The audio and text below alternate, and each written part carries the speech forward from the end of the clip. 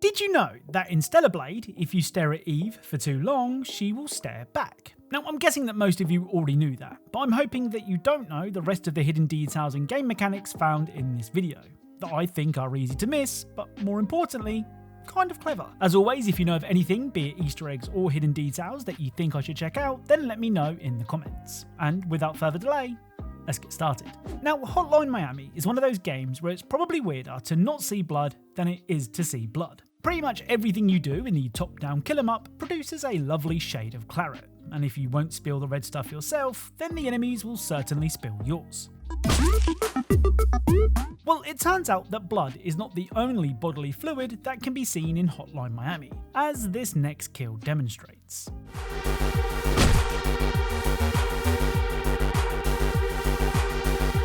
So, along with a bucket load of blood, as you would expect, it also appears that our deceased friend here also wet himself. Now, it's worth mentioning that this only happens when you take an enemy down with a blunt melee weapon, and even then it's still kind of hard to notice, which makes this pretty easy to miss. Now, usually when you die in a game, it's your fault. I mean, sure, sometimes you can blame dodgy teammates or a broken game, but if we're being honest with one another, most of the time we only have ourselves to blame.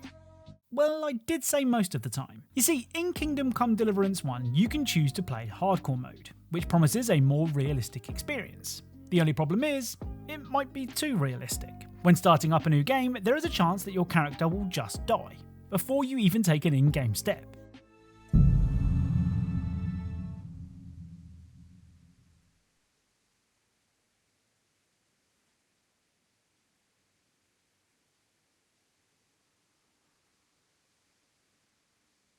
Now, there are multiple ways that Henry can meet his end thanks to the perils of hardcore mode, but I think that my personal favourite has to be dying before you were technically even born. Of course, you can just start a new life, but I do think that these deaths demonstrate what you can expect when playing on hardcore. So, seeing as Cuphead is a run and gun shoot 'em up, you might think that would mean that you need to do a lot of running and a whole lot of gunning, and 99% of the time, that's true. But there is one occasion where resting your itchy trigger finger may be more beneficial. The first boss that you fight in Cuphead 1 isn't just one boss, it's instead 4. Well, kind of. You see, these vicious vegetables are known as the Root Pack, and after defeating one of them, another one will pop up looking to take you down. Again, running and gunning is the name of the game here, but when Ollie Bulb pops up, that's this onion to you non-vegetable knowing folks, you can actually skip the running and the gunning, which will cause this to happen.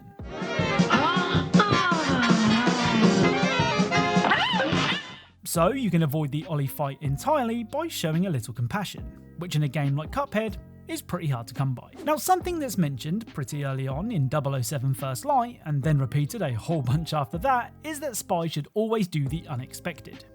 Always do the unexpected. First rule of spycraft. Which is easy to say, but not necessarily easy to do. I mean, what counts as unexpected? Well, when attempting the training course in Malta, if you ignore the gates and instead head back towards the viewing area, you can do this. Bond, what are you playing at? Always do the unexpected, right? Bond, why am I not surprised? Get out of sight. Go for it.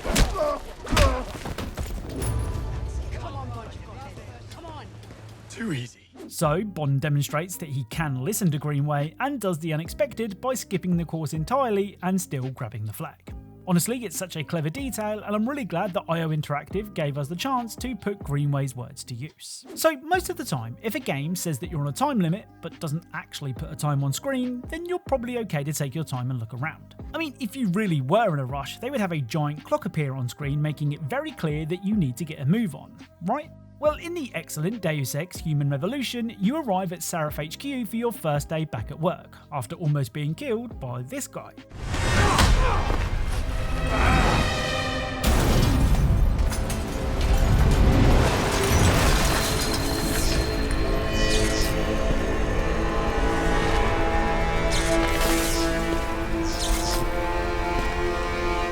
Understandably, you might want to take things easy for a bit, but the reason that you've been rushed back into the field is because there's a hostage situation that needs your expertise, and apparently, time is of the essence. Here's the thing, there is no timer on screen, so you should be able to explore Seraph HQ and get your feet back under the table, so to speak.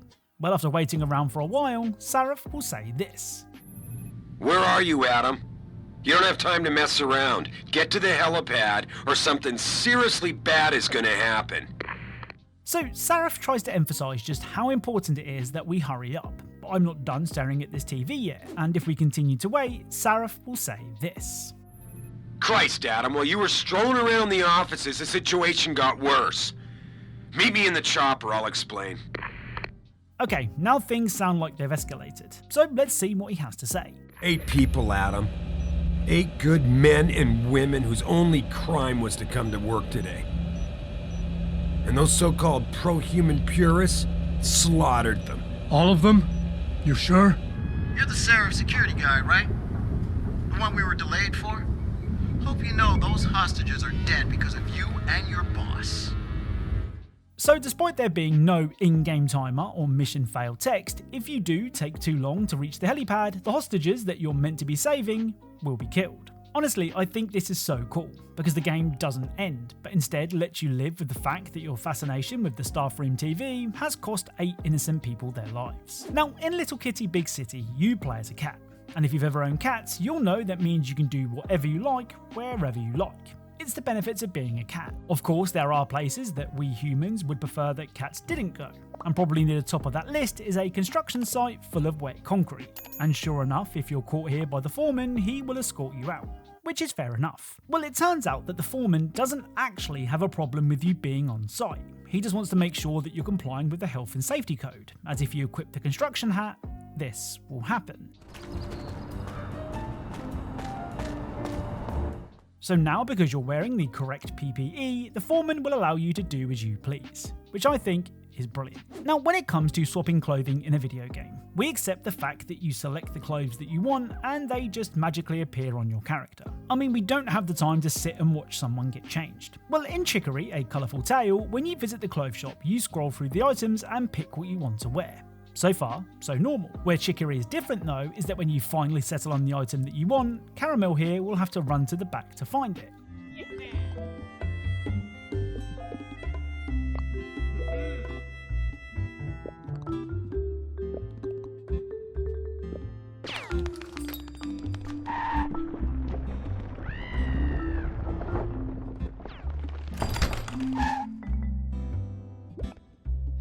So this is definitely unique, but what makes it even better is that if you repeatedly make Caramel run to the back, this will happen.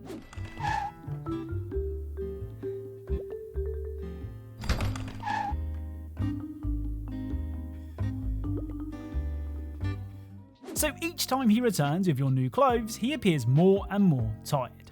It's such an unnecessary detail to add, but I think it's great. Now, before all hell breaks loose in Doom 3, and I mean that in the most literal way possible, it's easy to forget that you begin the game as a nameless space marine arriving for his first day at work on Mars. There's no demons to kill, but there is some time to kill, and that's why you might be interested in playing a bit of Super Turbo Turkey Puncher 3.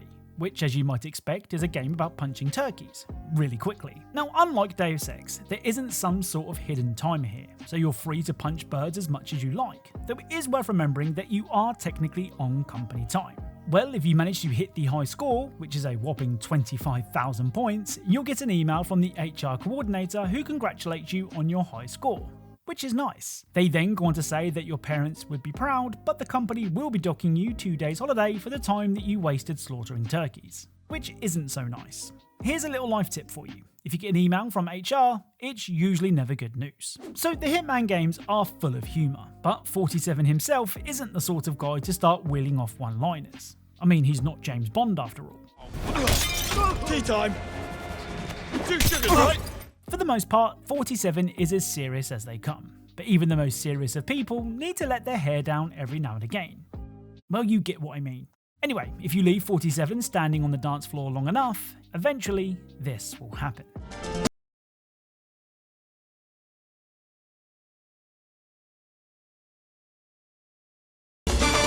I mean, I'm guessing that 47 doesn't get much time to practice his 1-2 step, so these moves are pretty impressive. Now, it's rare that you can do something in a video game that the developers didn't expect. I mean, now live in an age where if that does happen, they can fix it with a quick update before most people even realise. Well, in Halo 3, Bungie knew that players could do something pretty rare. but instead of removing it from the game, they acknowledged your perseverance. This is the Elephant, and it's the biggest player-controlled vehicle in Halo 3. And if you position several fusion cores just right, this will happen.